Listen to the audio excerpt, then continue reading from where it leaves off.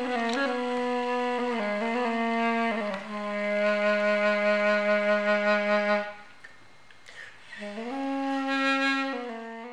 I was young, my parents went through a divorce, and the only real outlet that I had was the friends behind me. I hadn't started school yet, and I can still remember it. I would get my friends together from right behind me. We had a backyard, and their backyard was right there with ours. And I would get them together, and we would always play the circle game, which is where we would mark a circle out on the ground. We would take hands, and we would just start walking clockwise or counterclockwise, and we'd laugh and joke, and we'd say silly little things here and there. We never meant anything serious by it, but when my mom came out, she would ask me, what are you doing? And I'd say, well, we're playing witch and making circles, because that's what witches do. But when I was 14, it was at this time what I thought was devoutly Methodist. I soon learned that the only reason that I was interested in this particular group and this particular sect of Christianity was due to the music. I'm a very musical person. I enjoy music, and that's where I find a lot of my connection with things.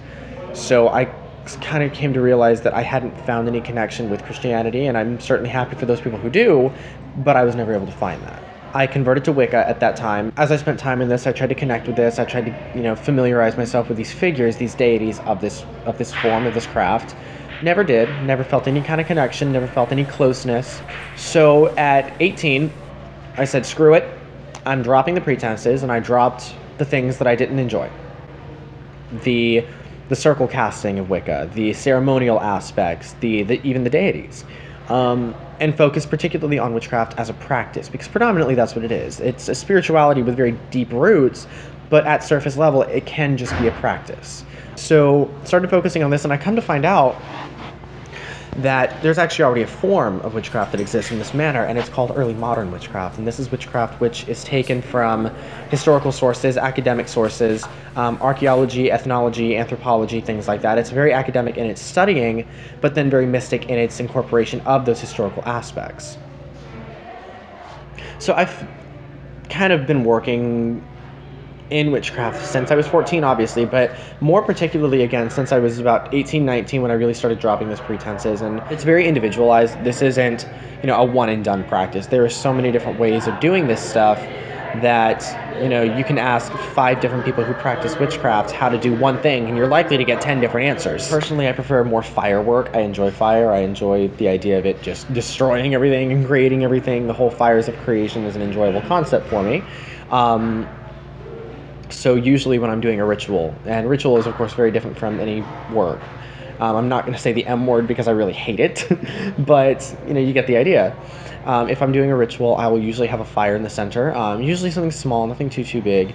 But for me, that's very symbolic of those fires of creation, as well as an entrance into what I call the other world, which is what some might call the spirit world.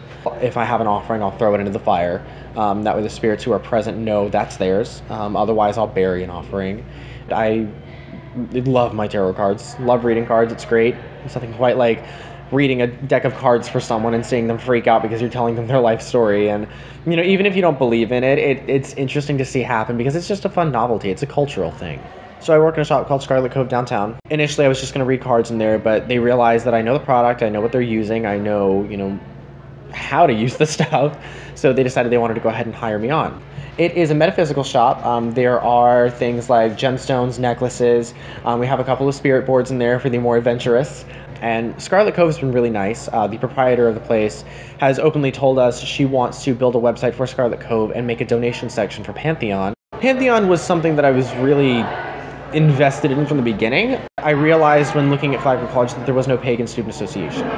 Now, I'm of the belief that that's something every college should have, along with a Muslim student association, a black student association. Every religion and every minority needs to be represented. It was really during first semester club night when I looked around and realized, wow, this is a thing, this needs to happen. But even more so when someone who I had just met, we were talking, and she said that she was afraid to bring her altar materials because she didn't want to be persecuted. So I drafted up a constitution after working with Tim Mellon, who was really, really helpful in the process. He was awesome. Any information I needed, he gave right up. We got the constitution drafted, presented to the SGA.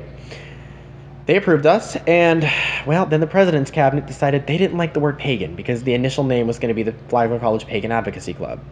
So we were told, you got to pick another name, or don't have the club at all. So we chose Pantheon. Pantheon is a word which means a group of deities, a group of gods. You have the Egyptian pantheon, the Greek pantheon, the Roman pantheon. These are all a set of gods from a particular culture. You have the Celtic pantheon as well, the Scottish pantheon. So we thought the name was very appropriate. Any other questions about anything I do? You got me.